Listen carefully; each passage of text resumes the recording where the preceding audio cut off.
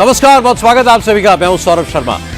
आज home minister Amit Shah के दौरे से बंगाल की सियासत में जबरदस्त गर्मी आ गई। अमित शाह और ममता बनर्जी के बीच सियासी संग्राम हुआ।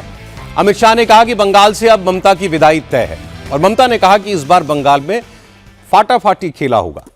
अमित शाह ने दावा किया कि 2026 में बीजेपी बंगाल में 2/3 बहुमत के साथ सरकार बनाएगी। जवाब में ममता ने कहा, बेहतर होता अमित शाह सीटें भी बता देते, ये भी बता देते कि इस बार बीजेपी 200 पार का नारा क्यों नहीं लगा रही। अमित शाह ने कहा, बंगाल में घुसपैठ के मुद्दे पर चुनाव लड़ा जाएगा। ममता बनर्जी जानबूझकर घुसपैठियों को बसा रही हैं, बंगाल की डेमोग्राफी को बदलने की साजिश कर रही हैं। बीजेपी की सरकार आएगी तो चुन चुनकर एक एक घुसपैठिए को देश के बाहर निकालेगी। जवाब में ममता ने कहा कि बीजेपी बांग्ला भाषियों को डराने के लिए घुसपैठ का भूत खड़ा कर रही है। अगर बंगाल में घुसपैठ हो रही है तो होम मिनिस्टर क्या कर रहे हैं? घुसपैठ रोकना तो उनकी जिम्मेदारी है। अमित शाह ने इसका भी जवाब दिया। इसके अलावा अमित शाह ने भय, भ्रष्टाचार और तुष्टीकरण के सवाल पर कैसे ममता को घेरा और ममता ने अमित शाह को दुशासन और दुर्योधन क्यों कहा और ये फाटाफाटी खेला होवे का मतलब क्या है, ये सब आपको मैं बताऊंगा। ये भी बताऊंगा कि पश्चिम बंगाल कांग्रेस के बड़े नेता अधीर रंजन चौधरी अचानक प्रधानमंत्री नरेंद्र मोदी से मिलने के लिए आज क्यों गए। लेकिन शुरुआत करते हैं अमित शाह की बात से। गृहमंत्री अमित शाह 3 दिन के दौरे पर कोलकाता पहुंचे हुए हैं और कोलकाता पहुंचते ही वो अपने मिशन बंगाल में जुट गए। आज सबसे पहले उन्होंने एक प्रेस कॉन्फ्रेंस की, लंबी प्रेस कॉन्फ्रेंस, और उसमें दावा किया कि बंगाल की जनता ममता के भय और भ्रष्टाचार से परेशान है। बंगाल विकास के मामले में तीसरे नंबर से 22वें नंबर पर चला गया है। जिस वक्त कोलकाता में अमित शाह ममता बनर्जी पर यह आरोप लगा रहे थे, उस वक्त ममता बनर्जी बांकुरा में एक पब्लिक मीटिंग कर रही थी। बांकुरा से ममता ने अमित शाह को तुरंत जवाब भेजा। अब तक घुसपैठियों के मुद्दे पर तृणमूल कांग्रेस के नेताओं का एक ही जवाब होता था कि बॉर्डर की सिक्योरिटी केंद्र की जिम्मेदारी है, फिर घुसपैठ के लिए बंगाल की सरकार जिम्मेदार कैसे है। लेकिन आज अमित शाह ने चूंकि साफ साफ कह दिया था कि बॉर्डर पर फेंसिंग का काम ममता बनर्जी के रुख के कारण अटका हुआ है, ममता बनर्जी सरकार को जमीन नहीं दे रही है, तो अमित शाह की इस बात का जवाब ममता ने दिया। उन्होंने कहा कि पश्चिम बंगाल सरकार ने 3 जिलों में बीएसएफ को जमीन दी, लेकिन अभी तक वहां फेंसिंग का काम नहीं हुआ। इसलिए अमित शाह अपनी नाकामी का ठीकरा बंगाल सरकार पर ना फोड़ें। करप्शन का मुद्दा ऐसा है जिस पर ममता बनर्जी को जवाब देना मुश्किल होता है, इसलिए ममता बनर्जी को अमित शाह का यह हमला नागवार गुजरा। फिर उन्होंने अमित शाह को दुर्योधन, दुशासन, शकुनी, न जाने क्या क्या कहा। ममता बनर्जी ने कहा कि अमित शाह को बीजेपी के नेताओं का करप्शन भले ना दिखता हो, लेकिन बंगाल के लोगों को सब दिखता है।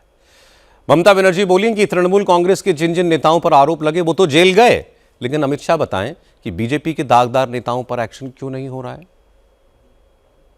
यदि आमार मंत्रीरा 4 জন चुरी करे थाके, আপনি জেল খাটিয়েছেন 4 বছর 5 বছর, আপনার কজন মন্ত্রীকে জেল খাটিয়েছেন, আপনি কবার জেল খেটেছেন এত লোককে খুন করার জন্য। बंगाल में होने वाले चुनाव को देखते हुए कोलकाता में ही नहीं बल्कि दिल्ली में भी बहुत सियासी हलचल है। नए नए समीकरण बनने के संकेत मिल रहे हैं। बंगाल कांग्रेस के बड़े नेता अधीर रंजन चौधरी ने आज दिल्ली में प्रधानमंत्री नरेंद्र मोदी से मुलाकात की। हालांकि मोदी से मिलने के बाद अधीर रंजन चौधरी ने कहा कि देश के अलग अलग हिस्सों में बांग्ला भाषियों पर हो रहे हमले के मुद्दे पर उन्होंने प्रधानमंत्री से बात की, बंगाल के लोगों की सुरक्षा के लिए कदम उठाने की अपील की। अब बात महाराष्ट्र की। महाराष्ट्र कॉर्पोरेशन चुनाव में आज नॉमिनेशन का काम पूरा हो गया। महाराष्ट्र के सारे राजनीतिक दलों का सबसे ज्यादा फोकस मुंबई महानगर पालिका चुनाव पर है। बीएमसी इलेक्शन के लिए महायुति और महाआघाड़ी की पार्टियों का समीकरण लोकसभा विधानसभा चुनाव से बिल्कुल अलग है। आज नॉमिनेशन के आखिरी दिन बीजेपी और शिंदे शिवसेना के बीच सीट शेयरिंग का फॉर्मूला भी आ गया। मुंबई में बीजेपी 137 और शिंदे की पार्टी 90 सीटों पर लड़ेगी। इसके अलावा बीएमसी चुनाव में उद्धव ठाकरे की शिवसेना ने 163 उम्मीदवार उतारे हैं, जबकि एमएनएस ने 53। शरद पवार की एनसीपी भी उद्धव के अलायंस में शामिल है। उसके 11 उम्मीदवारों ने नॉमिनेशन फाइल किया है। और इंटरेस्टिंग बात यह है कि राज ठाकरे की पार्टी ने इस बार एक उत्तर भारतीय और 2 मुसलमानों को भी टिकट दिया है। अब सिर्फ पुणे की भर की बात नहीं है। मीरा भयंदर, धुले, नवी मुंबई, नासिक, नांदेड़, छत्रपति संभाजीनगर, अमरावती, अकोला, मालेगांव, अहिल्यानगर, सब जगह शिंदे और बीजेपी में दरार साफ दिख रही है। कई शहरों में दोनों एक दूसरे के खिलाफ लड़ रहे हैं। कई जगह महायुति का समीकरण बदला हुआ है। अहिल्यानगर में बीजेपी और अजीत पवार मिलकर लड़ रहे हैं, लेकिन शिंदे की पार्टी अकेले मैदान में है। नासिक में इसका ठीक उलट है। यहां अजीत पवार और शिंदे गुट एक साथ हैं, बीजेपी अकेले लड़ रही है। धुले में भी ऐसा ही है। सांगली, मिरज, कुपवाड़ में मन मुताबिक सीटें न मिलने की वजह से शिंदे की पार्टी अकेले चुनाव लड़ने की तैयारी कर चुकी है। बात बिहार की करते हैं। बिहार में नीतीश सरकार के मंत्री अशोक चौधरी विवाद में आ गए। असल में Bihar state university service commission ने असिस्टेंट प्रोफेसर पद के लिए 274 लोगों की नियुक्ति की रिकमेंडेशन की थी। 2020 में नियुक्ति की प्रोसेस शुरू हुई। अशोक चौधरी ने पॉलिटिकल साइंस के असिस्टेंट प्रोफेसर के लिए इंटरव्यू दिया था।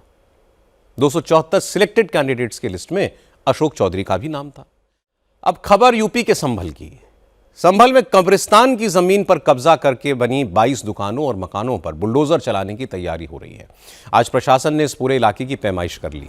कब्रिस्तान की जमीन पर कब्जा करके जो मकान और दुकान बनाए गए उन्हें नोटिस दिया गया है। दरअसल 8 एकड़ में फैला ये कब्रिस्तान विवादित जामा मस्जिद से बिल्कुल सटा हुआ है। आज रेवेन्यू डिपार्टमेंट की टीम ने कब्रिस्तान की जमीन की पैमाइश की, उन दुकानों मकानों की भी नापजोख की जो कब्जा करके जमीन पर बनी है। नपाई का काम जबरदस्त सिक्योरिटी के बीच हुआ। यूपी का योगी मॉडल अब बीजेपी शासित दूसरे राज्यों के मुख्यमंत्री भी अपना रहे हैं। राजस्थान में भजनलाल सरकार जयपुर के चोमू में पुलिस पर हमला करने वाले पत्थरबाजों के खिलाफ बुलडोजर चलाने की तैयारी में है। हिंसा के दौरान पठानों के जिस मोहल्ले से पथराव हुआ वहां आज प्रशासन की तरफ से नोटिस चिपका दिए गए हैं। इसमें मीट की कई दुकानें हैं, घर हैं। नोटिस में 3 दिन की मोहलत दी गई है और अगर तब तक कब्जा नहीं हटाया गया तो प्रशासन एक्शन लेगा। देश भर में नए साल के जश्न की तैयारी हो रही है। टूरिस्ट प्लेसेस पर हजारों सैलानी जमा हैं। कुल्लू, मनाली, शिमला, मसूरी, नैनीताल, श्रीनगर से लेकर गुलमर्ग तक हर जगह टूरिस्ट की भीड़ है। जगह जगह जाम भी लग गए हैं। होटल्स में बुकिंग फुल है।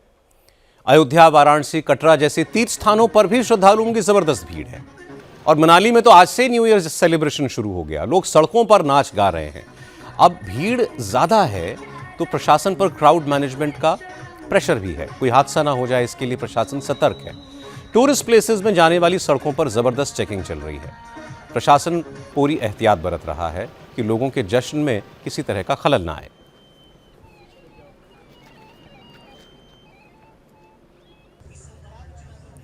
नए साल के जश्न के दौरान ड्रग्स का इस्तेमाल ना हो, अपराधी किस्म के लोग इस मौके का फायदा ना उठाएं, इसके लिए दिल्ली, मुंबई, बेंगलुरु से लेकर चंडीगढ़ तक सारे शहरों में पुलिस अलर्ट है।